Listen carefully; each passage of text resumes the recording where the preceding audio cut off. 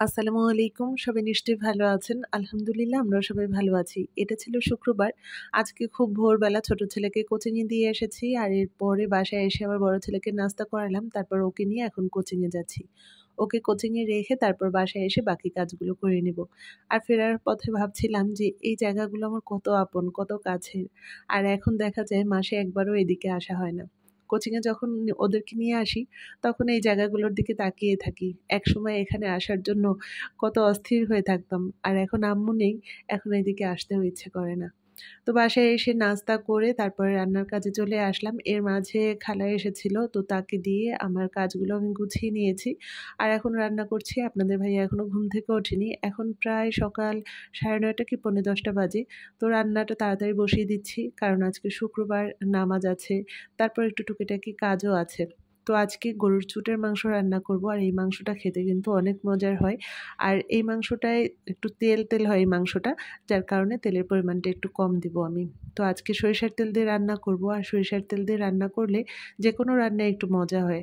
তবে আমার বাসায় সব রান্না সরিষার তেল দিয়ে করি না। মাঝে, মাঝে গরুর মাংস রান্নায় আমি সরিষার তেল দিই, বা মাছ না ভেজে যখন হাতে মেখে আমি রান্না করি তখনও সরিষার তেল দিয়ে রান্না করি। তো গরুর মাংসটা খুব ভালোভাবে মেখে বসিয়ে দিয়েছি।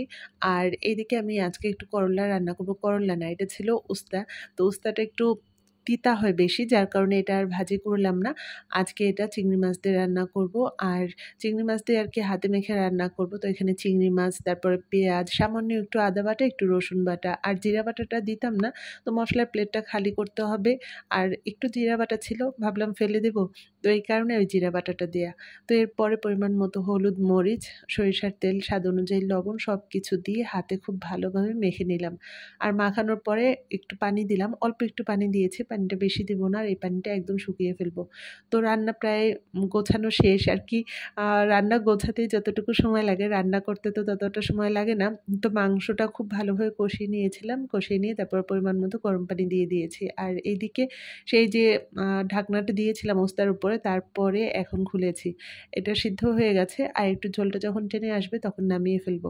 রান্নার পরে অনেক ময়লা হয়ে যায় রান্নাঘরটা। থালা বাসন ছিল টুকিটাকি, সেগুলো একটু পরিষ্কার করে তারপরে চুলার পাশটা পরিষ্কার করে নিচ্ছি। আর প্রতিদিনেরটা প্রতিদিন পরিষ্কার না করলে দেখা যায় এই জায়গাটা অনেক তেলতেলে হয়ে যায়। আর এইটা খালাকে দিয়ে পরিষ্কারও করানো যায় না। কারণ তাদের কাজ হচ্ছে খুব তাড়াতাড়ি, খুব অল্প সময়ের মধ্যে তারা কাজ করে চলে যাবে। আমার জিনিস আমাকে একটু লক্ষ্য করতে হবে, একটু যত্ন নিতে হবে। আমার জিনিসের যত্ন তো আর অন্য কেউ নিবে না। যার কারণে হাতে যখন সময় পাই ঘরটা সবসময় পরিষ্কার পরিচ্ছন্ন রাখার চেষ্টা করি। তো এইদিকে মাংসটা প্রায় রান্না হয়ে গেছে। এখন এটা একদম চুলার আঁচটা কমিয়ে বসিয়ে রাখবো। আর এদিকে তো সবাই নামাজ পড়ে চলে এসেছে। আমার শাশুড়ি আজকে গরুর মাংস, ভাতের চাল, তারপর কয়েক রকম ডাল দিয়ে খিচুড়ি রান্না করেছে। আর আপনাদের ভাইয়ার তো খিচুড়ি অনেক পছন্দ। খিচুড়ি পেয়ে সে আর ভাত খাবে না। তবে আমি করলা দিয়ে আজকে মজা করে ভাত খেয়েছি। তো আমার ছেলেকে খাওয়াচ্ছিলাম, সঙ্গে আমিও খাবো। তো আজকের ব্লগটা এখানেই রাখছি। আবার অন্য কোনো ব্লগে আপনাদের সঙ্গে গল্প করতে চলে আসবো। সে পর্যন্ত আপনারা সবাই ভালো থাকবেন। আর আজকের ব্লগটা কেমন লাগলো একটা কমেন্টস করে জানাবেন।